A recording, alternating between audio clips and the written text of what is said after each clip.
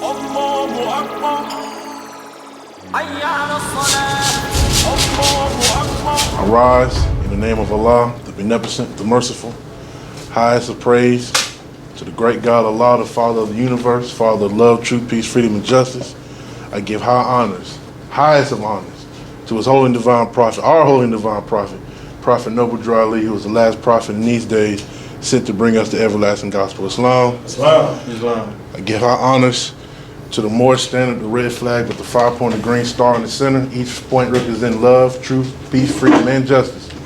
I give honors to the United States flag because that's the flag of our birth. I give high honors to the forerunner of the prophet, Margaret Messiah Garvey, founder of the Universal Negro Improvement Association and African Communities League. And I give high honors to the first Supreme Grand Sheikh of the Moorish Science Temple of America, Brother Emily Ill. I give high honors to our current Supreme Grand Sheikh, Brother R. Edward Zill, and I give honors to the Supreme Grand Council.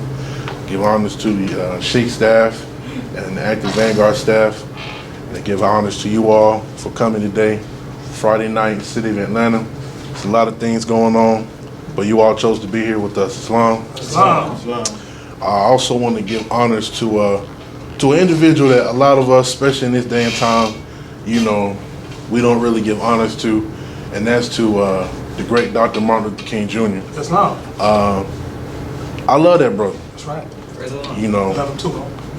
when people say, do you choose between Malcolm or Martin, I say both, because they both brought a very powerful demonstration to our people. That's right. And as the Assistant Grand Sheikh brought about earlier, talking about sincerity, you know, you may not agree with the tactics that Dr. King brought, but you cannot deny, even for a second, that the brother was indeed sincere. That's right. And he did love our people.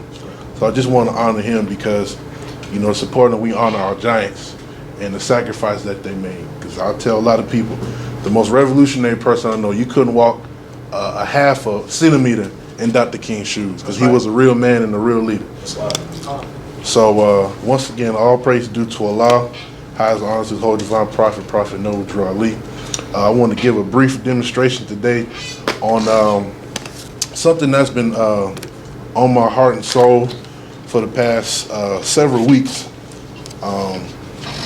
and that is people playing with the teachings of Prophet Noble Ali. Islam on? Islam. See, that phrase, my brother here could probably attest, is a phrase we used to, when I used to study with the nation, it was a phrase we used to jokingly say, you know, you playing with the teachings, you know, in regards to, you know, if you might be using the word to justify your, you know, your wrongdoings, you know. So I think that's appropriate in the Moorish movement, because what we're seeing today is we're seeing a lot of our people that are using the teachings of Prophet Noble Ali, or I would say confusing the teachings of Prophet Noble Ali and trying to cover up their dirty religion. So I want to open up first by reading Act 5 of the Divine Constitution and Bylaw, Salvation, Allah, and Unity, the Moorish Science Temple of America, Divine Constitution and Bylaws, Act 5. This organization of the Moorish Science Temple of America is not to cause any confusion or to overthrow the laws and not to cause any confusion or to overthrow the laws and constitution of the said government, but to obey hereby. So part of our law, brothers and sisters, as Moorish Americans, is we're not to cause confusion. That's right. But as we're seeing today in the Moorish paradigm, there's a lot of people causing confusion, and that confusion is causing our people who actually are sincere in their desire to learn about themselves and their people. It's causing them to come and espouse doctrines that are actually detrimental to them. That's right. Meaning that what they're being taught is doing harm instead of doing good. That's right, bro. See, the Prophet Noble Ali, what he brought was a pristine doctrine. Meaning that it doesn't need any supplement to it. That's right. Nobody needs to come and add on to it or interpret what the Prophet meant, because the Prophet was one of the most articulate people ever born on the face of the planet Earth. That's right. He don't need nobody to come and tell him what he meant. That's right. When he talked about the law, he's talking about the law that Allah gave to him, which he's given to us. Not talking about Black Laws Dictionary. He's not talking about traveling. He's not talking about special appearances. He's talking about the divine laws given to us by Allah through the Holy Quran the Holy Quran of Mecca, through the Torah, through the Injil. These holy divine laws and all the laws that the prophets brought before us. See, we got to stop trying to interpret what the prophet said and just do what the prophet said. Islam Moors. I'll take a quick reading of the Holy Quran of the Moorish Science Temple of America, divinely prepared by the noble prophet Jalil, by the guiding of his father, God Allah, the great God of the universe, to redeem man from his sinful and fallen stage of humanity back to the highest plane of life with his father, God Allah. Islam. I'll be reading page 3. The divine instructions from the Holy Prophet. It's page 3. Know thyself and thy father, God Allah.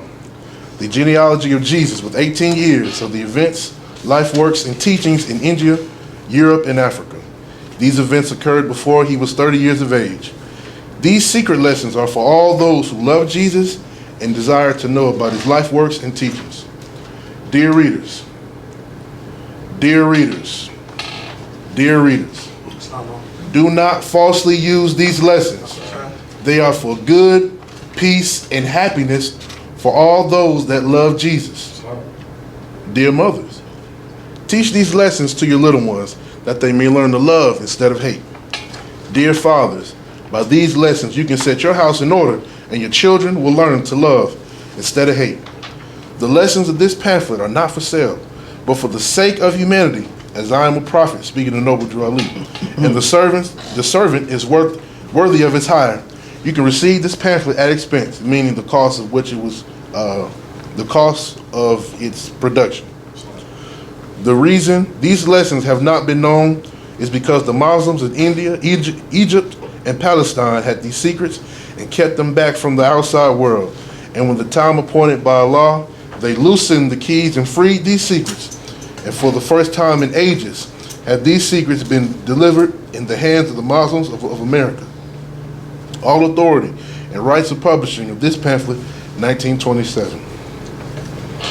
So, a point I wanted to really bring out is, dear readers, do not falsely use these lessons. They are for good, peace, and happiness for all those that love Jesus. Dear mothers, teach these lessons to your little ones that they may learn to love instead of hate. And dear fathers, by these lessons you can set your house in order and your children will learn to love instead of hate. See, when we talk about playing with the teachings of Prophet Noble Jalil, specifically if you are a parent and you call yourself a Moorish American, see, you need to give these teachings to your family pure. That's right. You don't need to add anything to it because it's exactly what the doctor ordered. That's right. See, when you take a drug or you take a certain kind of medicine and you don't take it as it is prescribed by the physician, what happens? Either good things happen, no, bad things happen. You won't get the desired effect. As a matter of fact, if you take too much or you add something, another ingredient that's not supposed to be with your certain prescription, you might risk the chance of death or cause bodily harm. So we have to take these lessons because this is our medicine. That's right. The Prophet is a supreme scientist, the best doctor that we know. And these lessons are for us to become better, to heal ourselves. How do you know when in our questionnaire, and I won't, I'll just go right to it. If you don't have your questionnaire, you can pull it out real quick.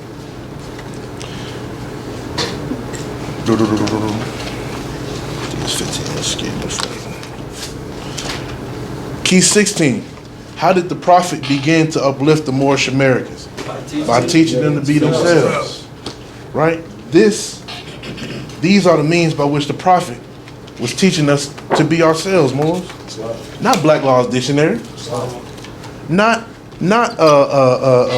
mixing doctrines that have nothing to do with us or nothing to do with what the Prophet Noble Jalil taught. See, when you mix and you alter what the Prophet brought, you now have something that really is useless. You can't use it. It's lost its potency, and that's really the best result. That it's lost its potency, because the worst is that it can become poisonous to you. Especially if you say that you're a Moorish American. See, if you're a Moorish American, you understand that this organization is not to cause confusion. That's right. And in Act 4, all members must preserve these holy and divine laws, and all members must obey the laws of the government.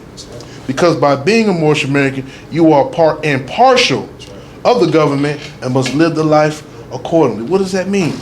That means any so-called Moorish doctrine telling you you don't need to drive without a driver's license is in direct contradiction to what the Prophet Noble Drew Ali brought to you.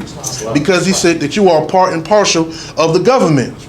Any doctrine that's telling you you got to make a special appearance in court like you a lawyer, but you're not a lawyer, that's not what the Prophet brought to you.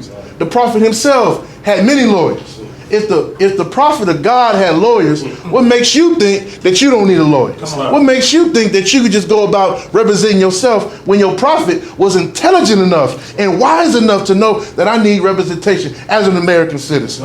That's what the Holy Prophet is trying to tell you and me, because we're citizens.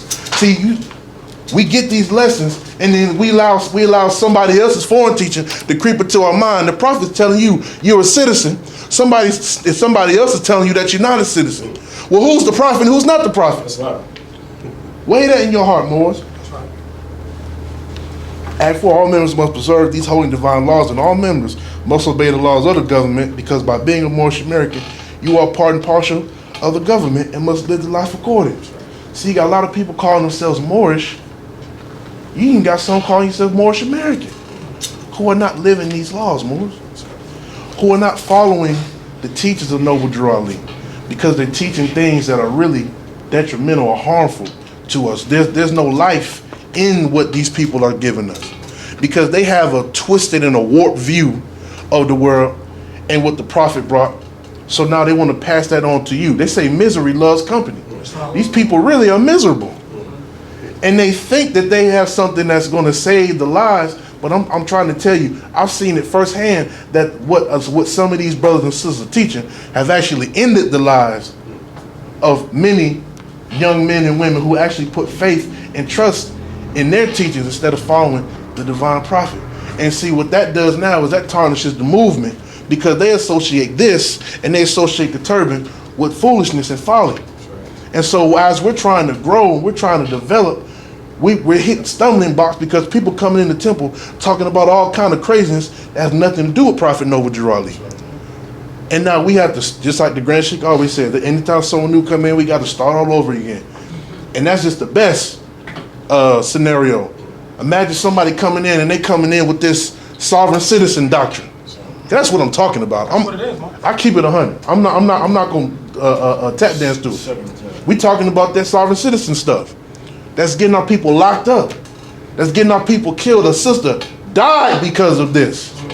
And I watched her father die because of the hurt and the pain that he had to go through, because some fools, because someone was teaching a doctrine with this on their head and people believed them. She lost her life, Moors. So what are we teaching our people? Are we giving them the life-saving and life-giving teachings that's going to raise them up from the dead? Or are we going to continue to perpetuate death? Yes, there's a holy ministry in death, but why you got to go so soon? You understand what I'm saying? When you can preserve your life and have a good life, the life that the Prophet wanted us to have. Islam Moors. It's not too heavy. It's not too heavy, Moors, is it? No, I don't want to. Thank you, Mo. I just want to, make sure that we understand what we have. Read an article, one of my favorite articles to read now. Love this particular article. And that's Caveat Emptor. Love it. Moors are men. First of all, let me say this, right? Every word that the Prophet spoke, he taught us is spirit and law, right? So all of this is law. These are things that we're supposed to be living by and applying to ourselves in regards to the movement and our personal lives. Moors are men, upright, independent, and fearless. That's a law, Moors. He was describing to you as a Moor who and what you are and what you're supposed to be.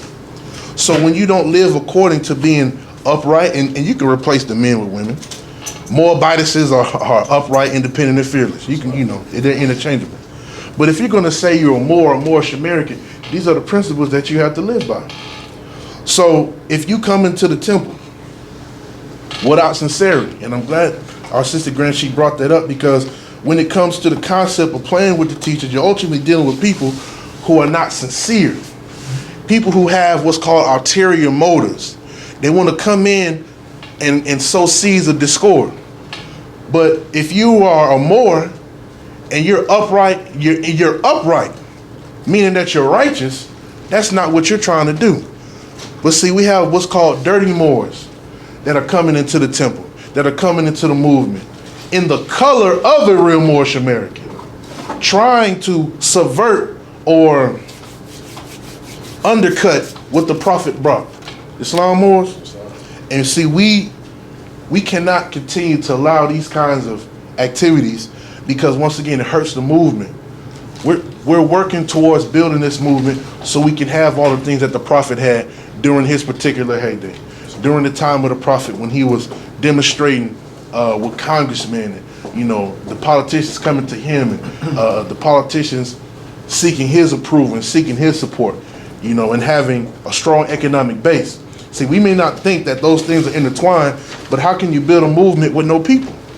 And when the people come in, what kind of movement is being demonstrated? Is it a movement based on love, truth, peace, freedom, and justice? Or is it a movement that's based on hatred, slander, lewdness, theft, and everything that harms? Because ultimately, when you're not living by these principles, or you're trying to, you know, mix in with these principles, you're demonstrating the lower self. The Prophet didn't say add nothing to it. Use these lessons for your benefit. That's why the Prophet brought these things to us. Moors are men upright, independent, and fearless, who care for their loved ones and follow the Prophet. Follow the Prophet. That's right, Mo. That's what it said. To a destination which is not uncertain nor unknown. They are fortified by the impregnable doctrine, built upon love, truth, peace, freedom, and justice. It is therefore folly at its greatest height for smelly culprits with their insidious plans to invade such realms. See, when you have, once again, these are smelly culprits. These are people who really don't want you to get your salvation. They don't want you to understand or know who you are. They want to manipulate you, control you, so that they can look like they're some type of prophet. So they can look like they have some type of power. But Allah didn't ordain them. They ordained Prophet Noble Jalil so that you and I can live. They try, but their own bad planning brings down wrath upon their heads like the sword old Damocles had. Intrigue and scurrilous cunnings find a difficult path to travel within the ranks of the Moors. This is so because the Moorish movement has been well planned by the Prophet Noble Jalil, well planned, whose latent powers are abundant, unknown, and may be called into action as a matter of defense at any moment. Prophet Noble Jalil knows the people within his ranks who are interested. They are vanguard of the movement as the Moorish hordes increase here in America. All of the Moors are active, not passive. A member's interest can only be in one direction. And having traveled over the roads before, the Prophet knows where every member is along the road. So you can hide, but the Prophet knows where you are. And the Prophet knows why you're here. So it's best that if you're really not here for the upliftment of fallen humanity and exercising the principles of love, truth, peace, freedom, and justice, it's really in your best interest to go ahead and leave and do some more soul searching. Because this is the Holy Divine Movement. So we'll welcome you back, but your heart and mind has to be receptive. Another thing I want to clear up with our people in general is that you don't have to come perfect. You don't have to come in and be well dressed, to come in the suit and be all. No. If you want to come as that, that is fine. But come as you are. You just can't stay as you are. If you come with a mentality of lying and deceit, you can come as a liar. You can come as a deceiver. But when you spend time in the temple and absorb the lessons that are meant to shape and mold you into a better person, you will not walk out as a liar, nor will you walk out as a deceiver, but you become better. Right. Does that make sense? A few feet below is another road where schemers work, where traitors grin, and culprits bask in the sun. They think they are on the same road with true Moors, but the Moors are high above on a pinnacle, where they might view the destructionists as they fall for the last time, and their bones bleach in the sultry midday sun. Hungry scavengers flying high, catch scent, devour and leave, crying out, caveat emptor. Cast out the dead carcass, or the dead weight. The Moors high above see these plotters, purveyors, the worst that exists, hurl themselves downward by their own works, as the hawks wait. So Moors, Prophet Noble Drew Ali is really outlining, really telling you then, because it was going on in his day, people were trying to take and add on to things that he didn't bring. He was trying, you had people in those days that were plotting against him. Just as in this day, there are people, even though the prophet's form is not with us, there are people that are still plotting against Noble Drew Ali. Through the leadership that he had placed for us to follow and for us to develop from Islam. So our greatest defense, Moors, is to stay true to what Prophet Noble Drew Ali brought. And to understand that his doctrine, our doctrine, is called the impregnable doctrine. Do you know what impregnable means? Does anybody know this? Does anybody know what the word impregnable means?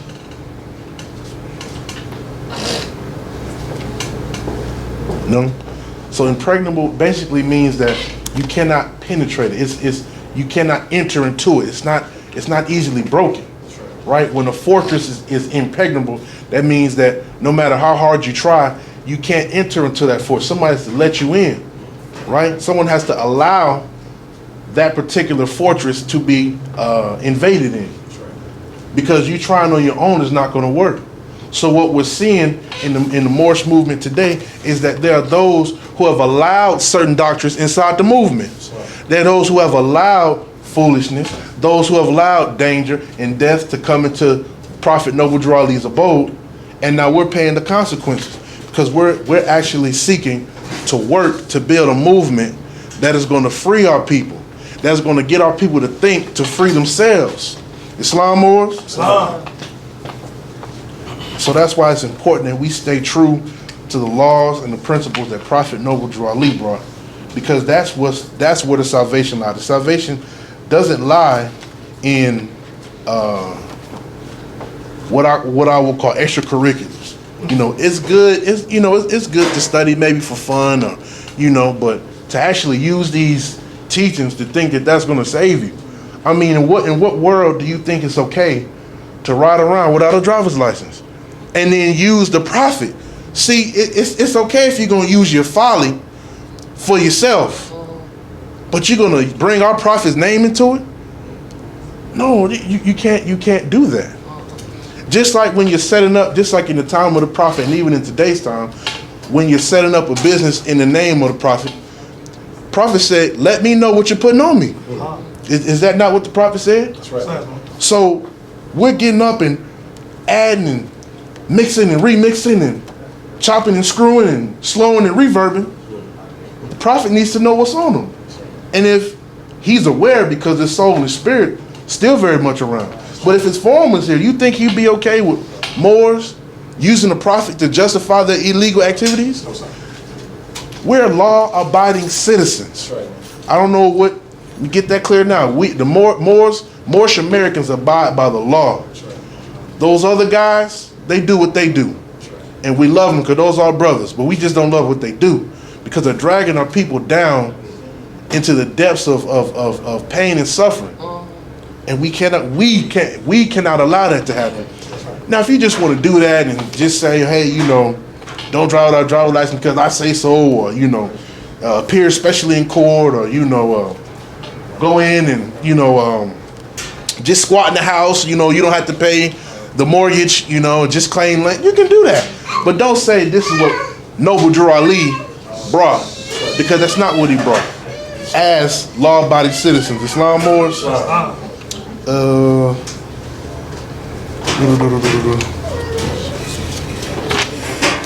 want to read a chapter.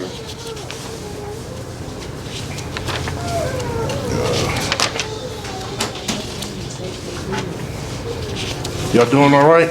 Sir, all is well. All is well. Necessarily.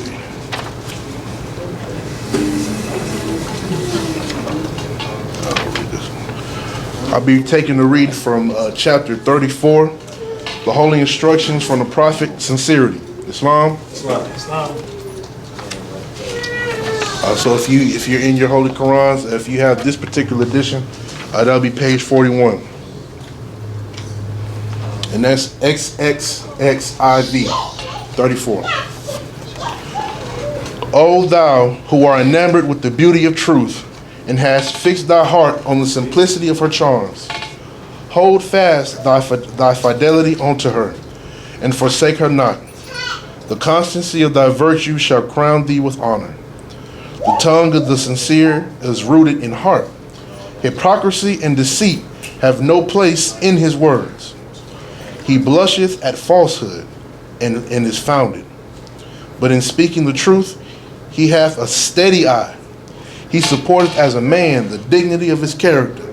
To the arts of hypocrisy he scorneth to stoop. He is consistent with himself. He is never embarrassed. He hath courage enough for truth, but to lie he is afraid. He is far above the meanness of dissimulation. The words of his mouth are the thoughts of his heart. Yet, with prudence and caution, he openeth his lips. He studieth what is right and speaketh with discretion.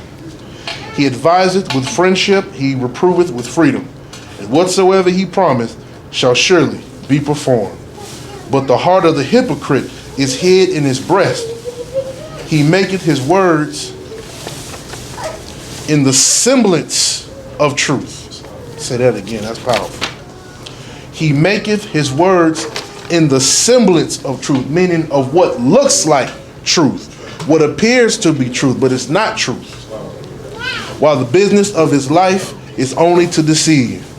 He laugheth in sorrow, he weepeth in joy, and the words of his mouth have no interpretation. He worketh in the dark as a mole, and fancieth he is safe. But he blundereth into light, and is betrayed and exposed with dirt on his head. He passeth his days in perpetual constraint. His tongue and heart are forever at variance. He laboreth for the character of a righteous man, and huggeth himself in the thoughts of his cunning. O fool, that's what I be saying sometimes. The pains which thou takest to hide what thou art are more than would make thee what thou wouldest seem. And the children of wisdom shall mock at thy cunning, when in the midst of security thy disguise is stripped off, and the finger of desertion shall point thee to scorn. What stood out to me in that chapter more is he maketh his word in the semblance of truth. You have a lot of people out here playing with the teachings of Noble Jalil. A lot of people that are giving information to us with the feds on. They even had a Circle 7 to make it seem as if what they're teaching is true. But if it's not improving your lifestyle, making you a better person, if it's not making you a better citizen, it's not Moorish. They can call it Moorish, but I can say that the ground is actually water. I can say that the sky is actually purple. But we have eyes and we can see that the ground is not water and the sky is not purple. And that what these people are teaching, even those themselves with the prophet's card in their pocket, who have allowed this poison into their soul and poison into the movement, what they're teaching is not truth. It's in the semblance of truth. They themselves might even think that it's true. But once again, if it's not going to improve your lifestyle, make you a better citizen, make you a better husband, make you a better father, make you a better son, make you a better daughter, make you a better person, what they're teaching is not true. What they're teaching is actually going to hurt you in the long run, because it's teaching you rebelliousness. And the last thing our people need to know right now is rebelliousness. We need to learn how to fall in line, how to fall in order, how to take instructions, how to take constructive criticism. That's the big thing with the brothers. A lot of us don't want to take constructive criticism. We think we got it all, but we don't. We have to humble ourselves and understand that these teachings are nothing to play with. These teachings are actually going to save our lives, and we got to start acting like it. So I thank you all for allowing me to come up here and run my mouth. I love you all, and hopefully you'll learn to love yourself. and learn to profit in his movement. I bid you peace. Islam. Islam.